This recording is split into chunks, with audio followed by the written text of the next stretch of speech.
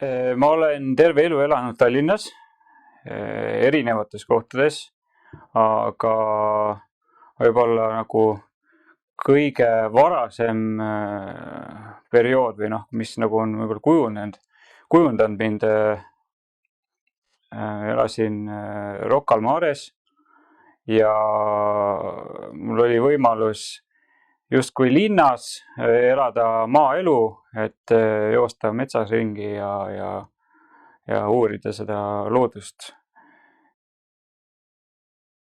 Mul oli vaja ise endale midagi välja mõelda, mingit tegevust, sellepärast et mul ei olnud satikanaleid ja ei saanud vaadata multifilme igal kellaajal, siis ma pidin ise leidma endale tegevust. Peale seda väikest perioodi siis mind pandi kunstikooli. Kõigepealt ma käisin Pelgulinna koolis, kus mul õde käis, ja siis ma käisin Koplis kunstigümnaasiumis,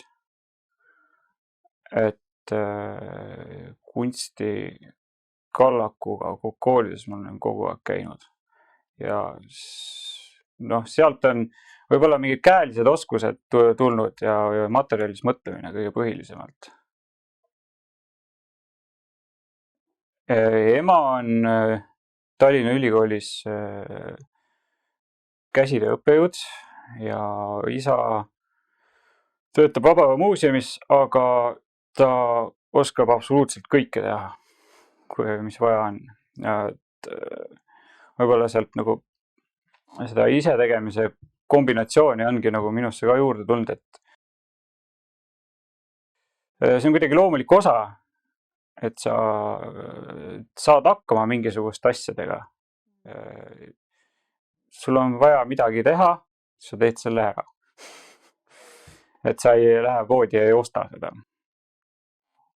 Nagu nõukogude ajal põhimõtteliselt poest oli saada ikkagi ainult koledaid riideid, siis tuli need ilusamad riideid ise teha kuskil purdade ja mille järgi.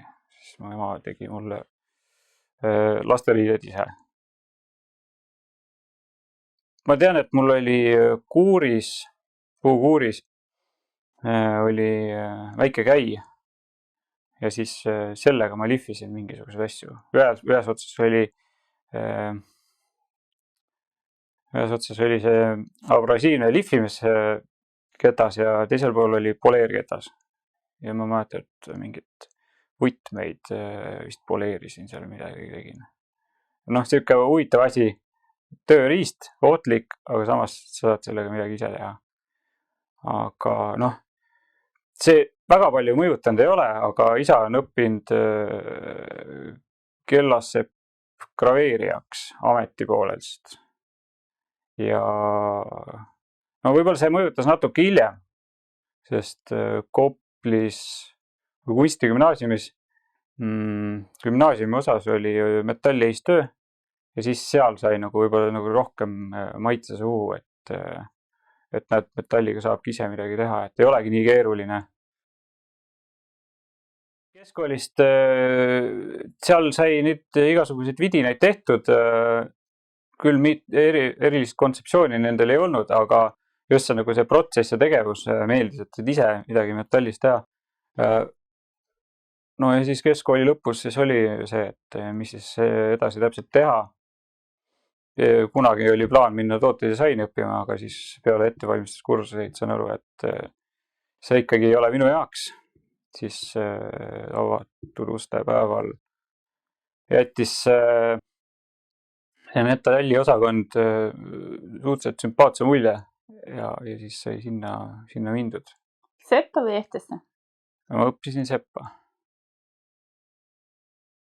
Õpingute aeg oli intensiivne ja nagu iseenesest nagu väga kujundav.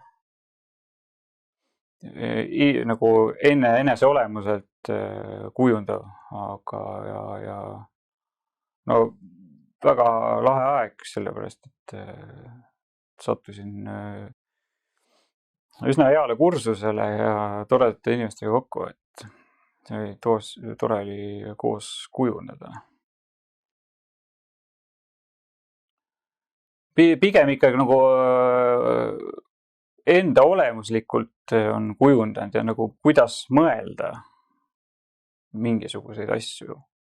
Sest enne, hoolimata sellest, et ma kunstikoolis käisin, sest tegelikult mul puudus suuresti nagu arusaam sellest kontseptuaalsest mõtlemisest või sellest loomingust. Et seda millegipärast ei suudetud selgeks teha meile. Võib-olla see oli ka endal nagu piisava huvi puudumine. Et teha meeldis, aga nagu see ei süvenenud, et miks ma seda teen. Et noh, ülikool õpetas just nagu pani fakti, et sa pead ikkagi mõtlema, et miks sa seda teed. Sul on mingisugune raamistik antud, milles sa peaksid mõtlema, et kuidas sa siis seda teed. Noh, ja siis nagu erinevatel kursustel see nagu pidevalt nagu muutus. Et alguses oli ikkagi selline ärategemise tunne, et nagu koolis oled õppinud, et pead selle ära õppima, ära tegema. Aga siis mida nagu semester edasi, siis seda rohkem siis sa nagu hakkasid nagu ise avastama ja nagu endale seda nagu mängulisemaks tegema. Et nagu see on hästi tähtis. Nagu praegusel juhul samamoodi, et kui ma võtan mingisuguse näituse teema, mida ma olen teinud, siis ma nagu üritan sellega võimalikult nagu mänguliselt käituda, et endal oleks huvitav sellega tegeleda. Mitte see oleks siuke sundlik. Otseselt kindlat asja ei ole, mis inspireeriks. Et kuna ma mingi hästi kindlalt vaja mingisugust ideed, et tahaks näiteks, siuke klassikaline asi, et tahaks midagi hästi ilusat teha, siis ma vaatan Google Image'it. Aga kui ma tahan kontseptuaalselt midagi teha, siis see tuleb ikkagi pigem nagu üleüldisest teadmiste pagasist, kui ma kuulan mingisugust loengut või saan kuskilt raamatust mingi uue teadmise, et see.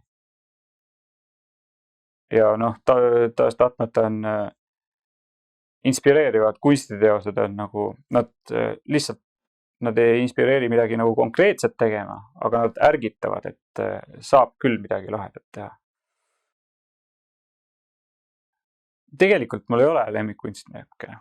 Ma võin ju öelda, et Banksy on lahe ja mulle meeldib Rothko, aga pigem on see nagu ikkagi nagu enda nagu see protsess. See kunstnik olemine on nagu see üleüldine komplekt, mis sinu teadmised ja mis sa siis nendega peale hakkad. Ja mulle meeldivad naturaalsed materjalid.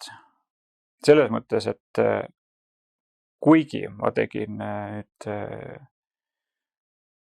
mulle ei meeldi plastik. Plastik ei säili hästi. Ta läheb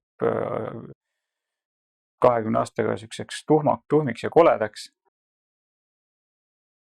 Puit, nahk, erinevad metallid, et midagi hästi konkreetset ei ole. See materjali enda ehtsus ja ilu on põhiline. Aga ma kasutan neid ikkagi reeglina, et kui ei ole kontseptsiooniga seotud, siis ma kasutan ikkagi nagu materjali eripära pärast, et mis võiks sobida. Ma lõpetasin kooli ära, siis ma olin umbes vähem kui pool aastat vabakutseline. Tegin sepikojas mingisuguseid asju, tellimusi. Siis ma sain aru, et see ei ole ikkagi nagu minu asi, et minu ala, et ma vabakutseliselt otsiks endale tööd ja siis teeksin eriti nagu sepatööd või raskemat metallitööd. Ja siis kutsuti mind kunstimuuseumisse tööle ja näituste osakonda näitusi installeerima ja korraldama ja siis et sealt maale on see minu nagu põhiline leib olnud. See on see, millega ma teenin oma leiva ja nagu kunst on, kunsti tegemine on siis nagu puhtalt nagu sihuke vabast tahtest. Urmas Oti rühmitus tekkis kooli ajal. See tekkis siis, kui esimene performance oli vana maja lammutamise üritus. Siis me raiusime seina sisse ühe teose. Jah? Jah. Mis teose? See teose nimi oli Rip Old School. Seal olid siis kuidagi sealt maast välja ronivad mingid zombid ja see oli sihuke vana majaga hüvaste jätmine. Jah, me oleme pigem teinud mitmeid näituseid. Et kahekesi sihuke duona on hea teha. Nagu omavahel mingisuguse asju ära läbi arutada. Kõik näitused on ikkagi meelde jäänud. Neid, ma ei tea, kas neid on nüüd 4 tükki või 5 tükki või 2 tükki on A-galeriis olnud. Üks oli Leedus. Üks oli katakomb või bunker või? Variant. See oli kõige esimene ehte näitus, mis me koos tegime. Oli Variant. Seal olid numbrid ka. See oli nagu kood, mis Urmas Oti. Ja siis me ehitasime selle A-galerii šeifi justkui tuumavariandiks ja siis oli postapokalüptiline temaatika oli. Millest see inspireeritud oli? See inspiratsioon, kuigi see vist toimus 2012 aastal ja suurt maailma lõppu ennustati, siis tegelikult see ei olnud nagu inspiratsiooniks. Aga mõlemal, nii muul kui Urmasel oli sihuke düstoopiline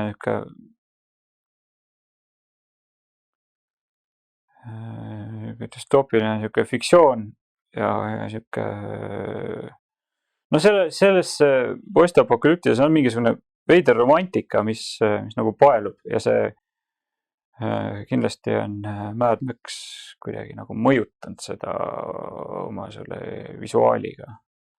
Aga sihuke puht mehelik sihuke ellujäämine ja selline sihuke ürgolemus. Siis oli samamoodi A-galeriis oli Waste of Time näitus, kus oli siis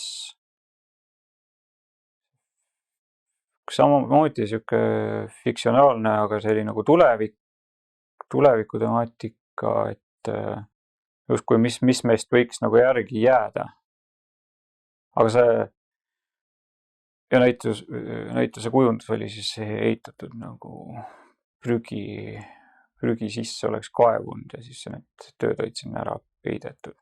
Aga samuti seal oli ikkagi seda sihukest postapokalüptilist stsenaariumit sees. Et see on nagu olnud üsnagi nagu läbiv teema, jah. Kuni mingisuguse ajani, siis me kujundasime koos 2018 aastal Tarbekunstimuuseumis näituse Tuba, mis oli siis Tarbekunstimuuseumi fonditöödest, see oli Eestis 100 raames, kutsuti meid kujundama. Ja siis me ehitasime selle toa või galerii siis nii-öelda eluruumiks, panime need teosed sektsioonkappidesse ja panime nad nagu tarbekunsti teosed siis nagu nii-öelda loomulikku keskkonda, mida tavaliselt muuseumis nad ei ole.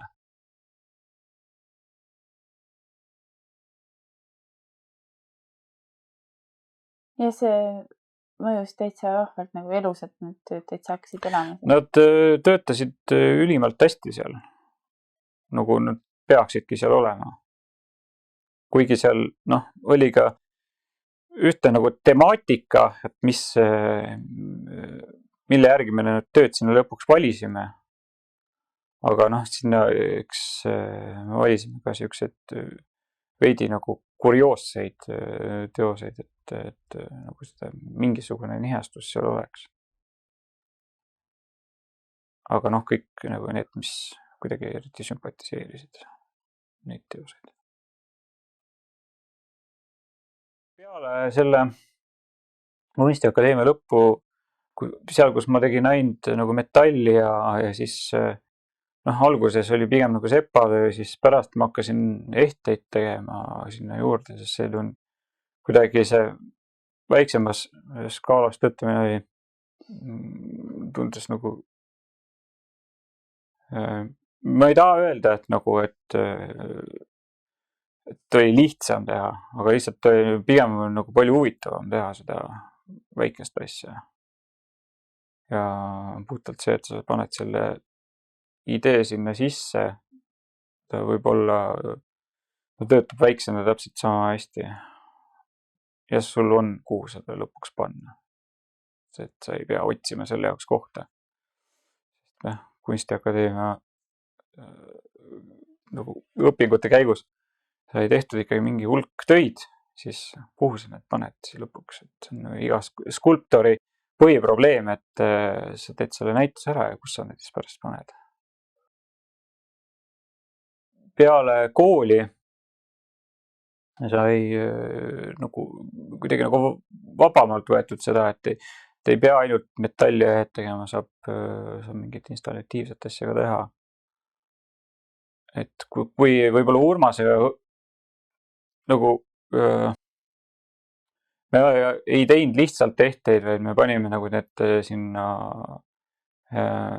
kasvatasime sinna ümber nagu installatsiooni, et siis see võib-olla tekitas nagu suurema huvi igasuguse muu installatsiooni vastu ka. Et muu kunsti puhul ka, et installatsioon kõnetab mind nagu ikkagi rohkem kui klassikaline graafiku ja maalikunst, et see on kolmemõõtmelisus ja see olustiku tekitamine on kuidagi paeluvam. Aga Urmasega me olime koos siukses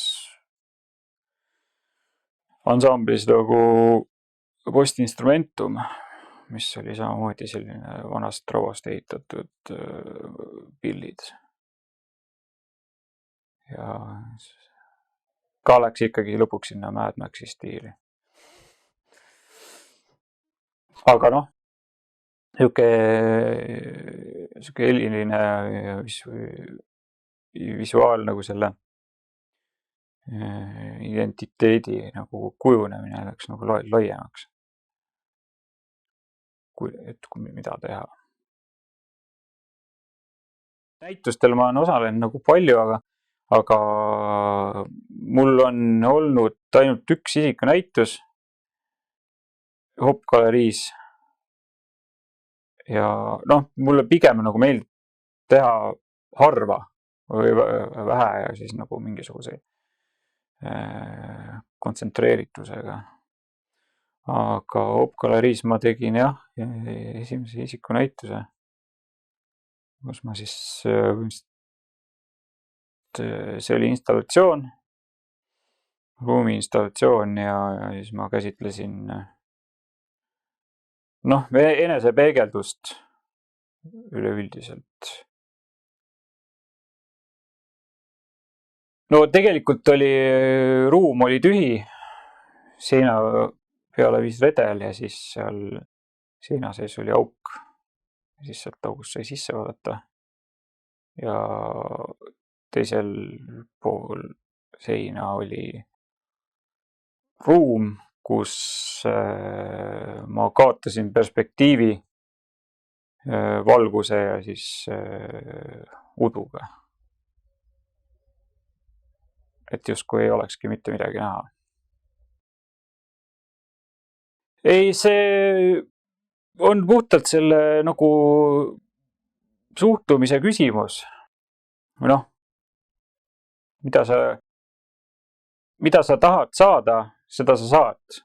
Noh, nagu see meelestatus, millega sa sinna redeli otsa lähed vaatama, seda sa sealt saad ja näed. Noh, ikkagi nagu enesepeegeldus. Et kui sa lähed sinna vaatama, et siin ei olegi mitte midagi, siis tuled siit alla ja kõnnid uksest välja, siis ei saanudki midagi. Aga kui sa lähed sinna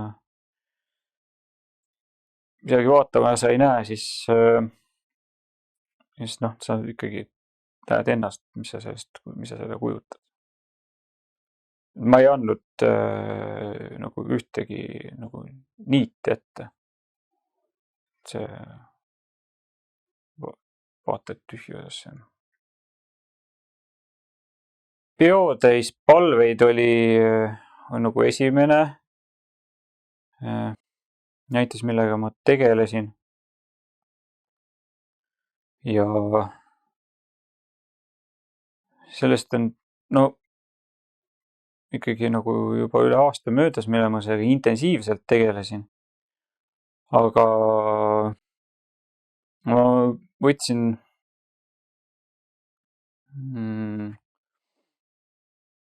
sihvkad kui sellised võib-olla nagu nüüdseks unustuse hõlma vajunud niisugused tänavakultuuri osa,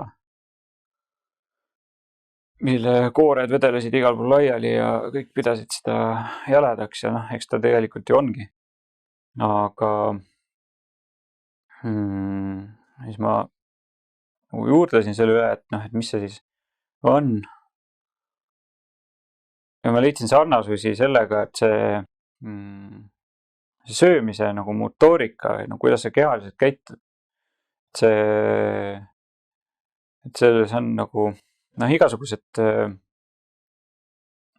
kordused on tavaliselt ikkagi, kas nad võivad mõjuda nagu siukse mantrana või palvena ja kuidagi tervendavalt. Ja siis ma kõrvutasin need palvehelmeste nagu kasutamise selle palvetamisega. Et sul käivad näppude vahelt seemned läbi nagu helmed ja teed seal mingisuguseid liigutusi. Selline kordus on siuke raviv asi ja nagu häälestamine, vaimu häälestamine. Ta funktsioon on see, et sa loeksid need kordusi.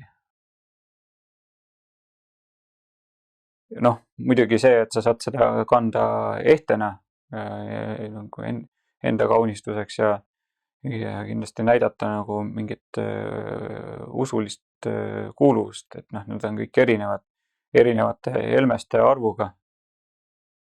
Mina võtsin Kristusest roosikrantsi risti mis tegelikult ei ole kristluses nagu väga vana, et ta on alates 14. sajandist. Siis islami kee ja siis budistlikud need palveelmed. Et nagu erinevat tüüpi. Nad on erinevate eelmeste arvuga. Et seal on kindel arv neid. Alati on kindel arv, jah. Noh, kõikil on alati kindel tähendus. Mis tsükli vahel on siis mingi paus, kas on teistsugune helmes seal, siis on näiteks teine palve ja siis on jälle teatud kordused, kus poolt sa alati alustad, kus sa lõpetad. Mitu korda sa seda näiteks läbi käid, seda sama keed.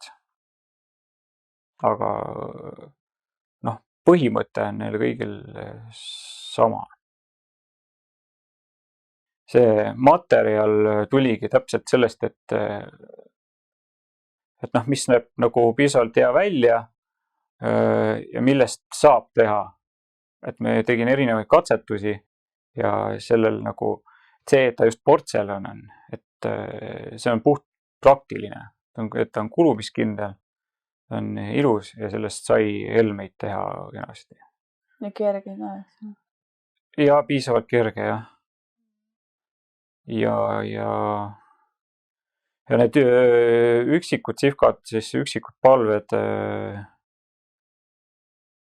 on hõbedast otse valatud. Sest see mõlemad on võetud vormina otse nagu sihvkadelt, et ma ei modelleerin neid eraldi. Aga selle hõbeda puhul otse valus ta jättis nagu kõik need detailid viimseni peale, et milline see seeme on. Muidu ma oleks võib-olla teinud kõik hõbedast. Aga sinna see must portselan sobis.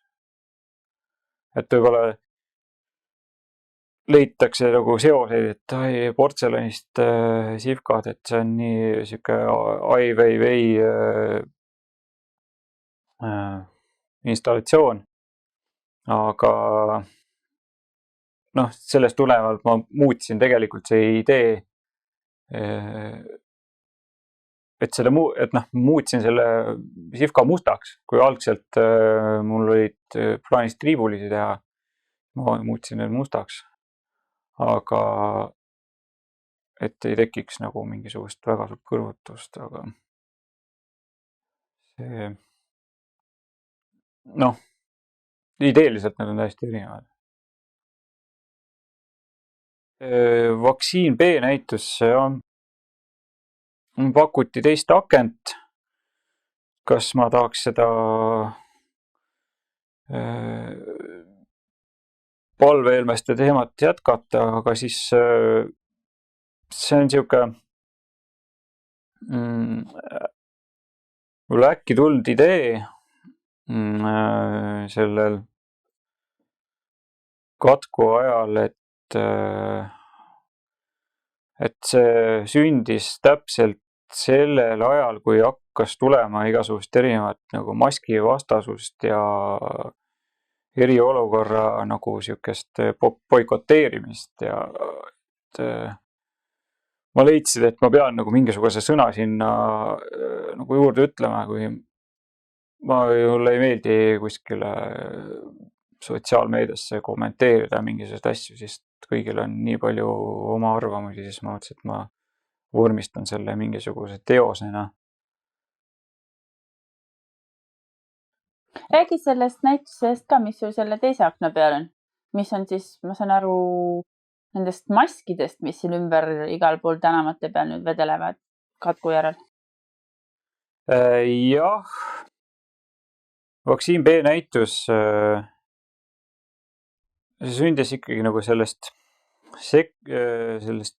nii-öelda segasest ajast ja et kuidas see võib-olla nagu inimesi muudab ja kuidas see olukord on meie ühiskonda lõhestanud.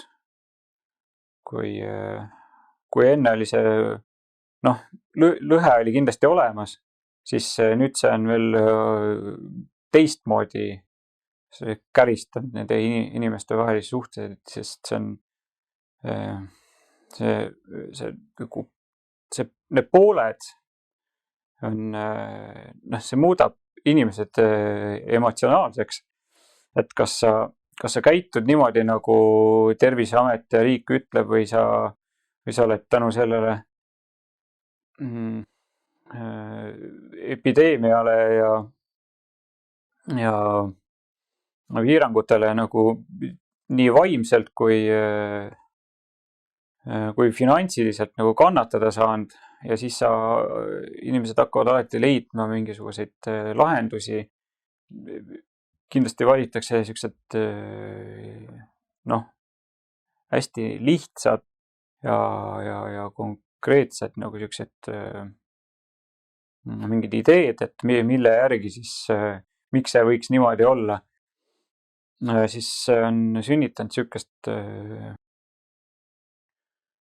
eriliselt palju sellisest vandenõud ja selline paras šarlatanide aeg on, et kes saavad kõik endale sõna, kuna meedia on justkui vaba ja sa saad avaldada absoluutselt kõike, mis ei peakski olema,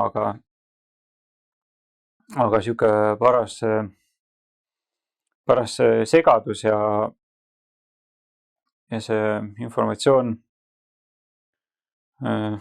tekitab tahes-tahtma mingit emotsiooni.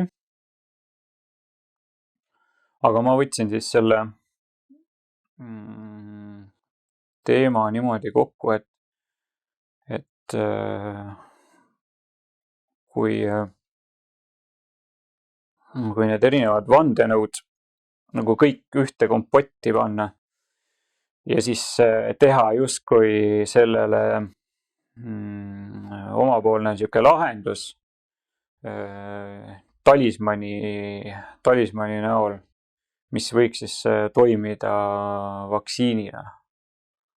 Sest justkui see tegelikult see usk ja endale nagu sisestamine töötab kõige paremini, et jah, see toimib. Ma olen täiesti kindel selles, see toimib, ja siis et võib-olla platseebona töötabki. Aga nagu ma selles nii-öelda näituse tutvustustekstis kirjutasin, et sinna lõppu tärnina, et see töötab siis, kui kanda seda kõige kangemat kaitsmaski ja süüa tervislikult ja olla heas vormis. Siis töötab see võib-olla kõige paremini. Aga korjasin siis tänavatelt maske, mis vedelesid. Pesin need ära, sulatasin ülesse ja tegin neist, sulatasin need ülesse, osasid treisin, tegin nendest oma nägemuse sellistest New Age talismanidest, mis justkui peaksid kaitsma inimest erinevate raadiolainete ja igasuguste negatiivsete energiate eest, moodustama inimese ümber selline korraliku bioenergeetilise välja, kus ei saa ükski pahalane sisse. See kaitsma 5G levi eest, mis siis vaktsiiniga sisse süstitud mikrokiibi nagu blokeerib, sest need mikrokiibid hakkavad inimest juhtima, justkui robotid. No seal on palju selliseid huvitavaid huvitavaid vandenõusid, kuidas vaktsiin hakkab tapma ja no see on selline sihuke lihtne lahendus siis nendele, et kandke seda ja siis pange mask ette ja siis aitab. Kui enne ütlesin, et mulle meeldivad naturaalsed materjalid, siis selle üks asi see kokkukorjamine, noh, ma korjan muidu ka, kui ma näen kuskil tänava peal prahti, siis ma korjan selle ülesse, hoolimata sellest, et tänavapuhastus käib, siis ja koristaks selle ära, siis mulle lihtsalt ei meeldi näha mingisugust sellist prahti tänaval. Aga noh, see üldine see, kui sihuke mask, viiruse võimalik kandja, siis see on nagu eriti sihuke räpane ja vastik asi, mida näha. Ja et see tekitab veel eraldi nagu negatiivset emotsiooni inimestes, kes seda tänava peal näevad, siis nagu noh, ma üritasin nagu mitmed pidi anda, et ma teen justkui heateo, et koristan need ära, teised inimesed ei näe seda, et see pole vajalik. Ja ma ei usu, et tegelikult inimesed viskavad neid maske sinna tänava peale, see lihtsalt panevad selle prügikasti, aga see sealt kas varesed nokivad selle välja või tuulega lendub sealt, et see ei ole absoluutselt, ei pruugi vabatahtlik olla, lihtsalt tuleb see nagu ära kannatada. Mul see katsetusperiood oli suhteliselt pikk ja nagu pingeline lõpuks, aga väike võileivagrill, see, mis on nagu väike ahi, see töötas kõige paremini sinna vormi siis sulatada, et lõpuks sain käppa, et kuidas seda täpselt teha. Väga nutikas.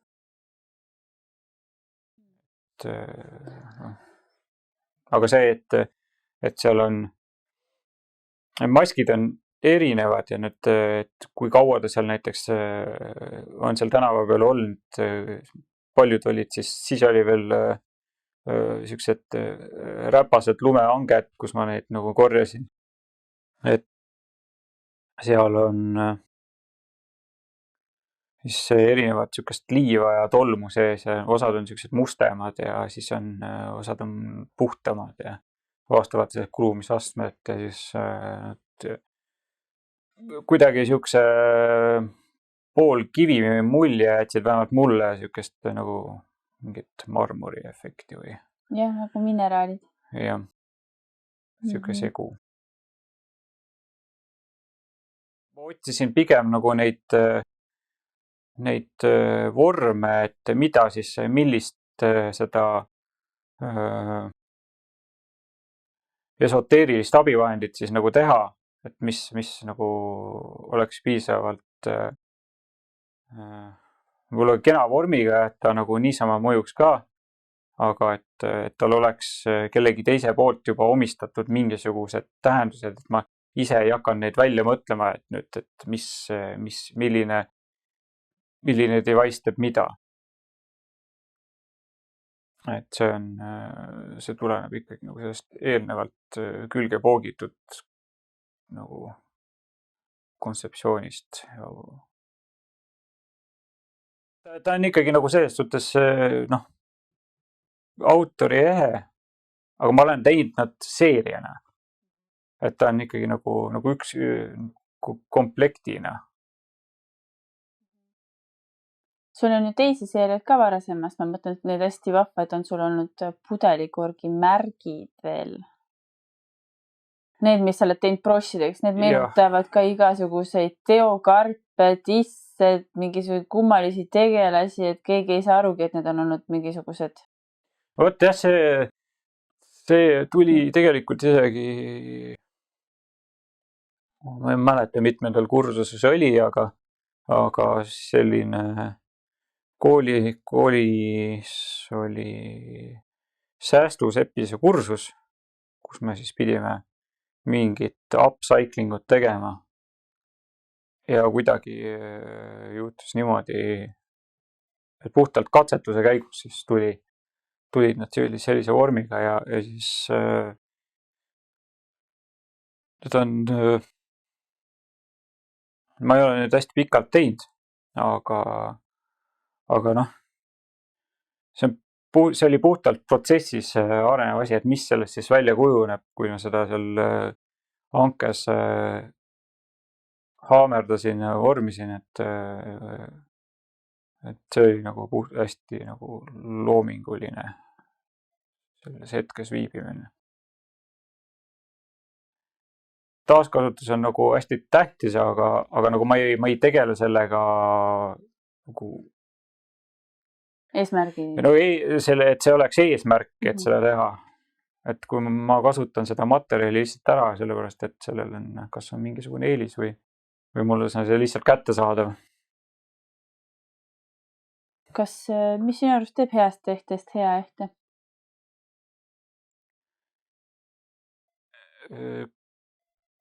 No see on väga tähtis, on selle juhus see nagu narratiiv.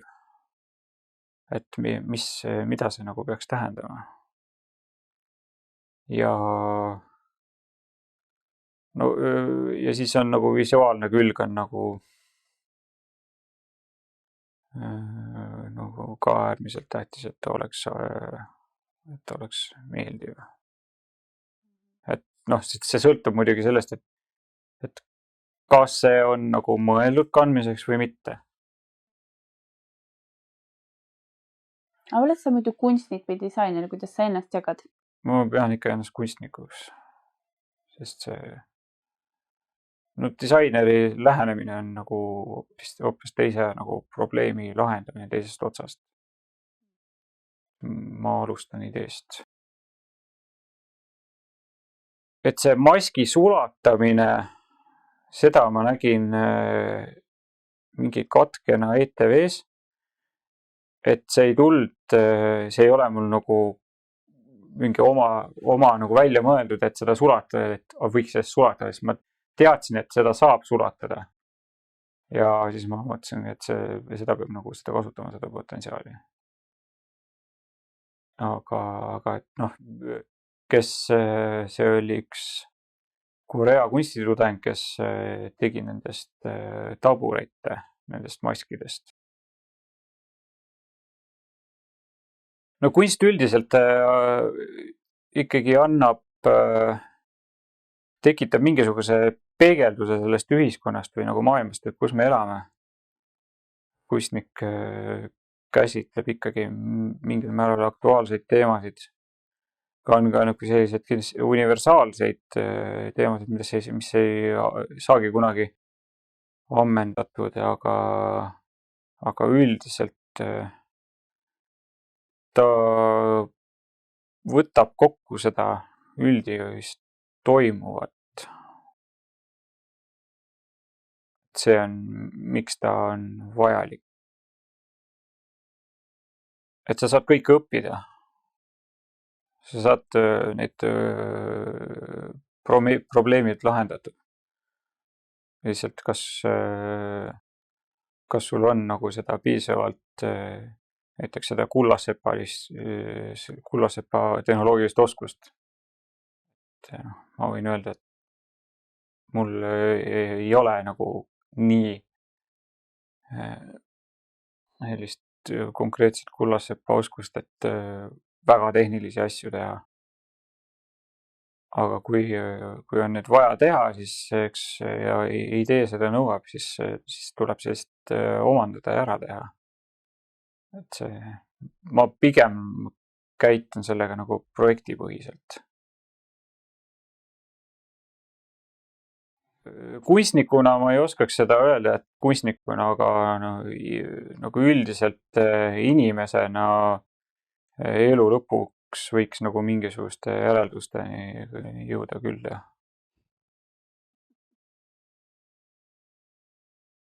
Need on ju pidevas arenemises.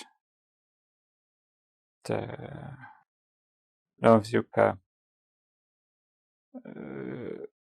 ühe sama idee peale elamist nagu võib-olla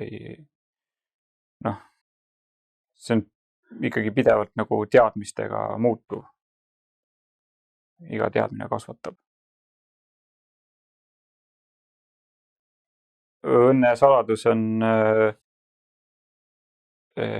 sisemise rahu leidmine, rahu tegemine.